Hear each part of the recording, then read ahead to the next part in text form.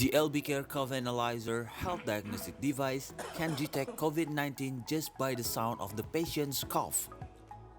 The device, developed by physical engineering lecturer at 10 November Institute of Technology Surabaya, Dani Arifianto, along with 2 students, was claimed to be able to detect coughing sound in a public space.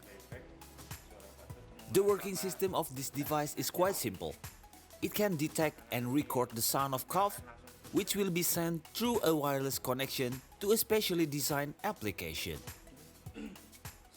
Bagaimana prosesnya sebenarnya secara singkat, suara tadi itu diambil fiturnya, ciri-cirinya, yang kemudian ciri itu dipetakan, membedakan antara yang sehat dengan yang tidak sehat.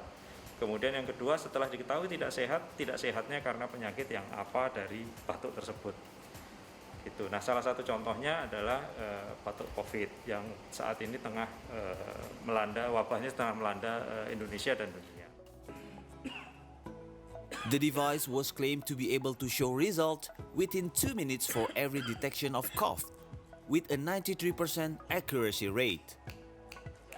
For a better mapping of the types of cough, at the moment, the research team are still developing the device, together with pulmonologists from Dr. Sutomo Regional Public Hospital, Surabaya. It is planned that the end of 2022, the device can be tested for market appropriation and can be widely used by 2023.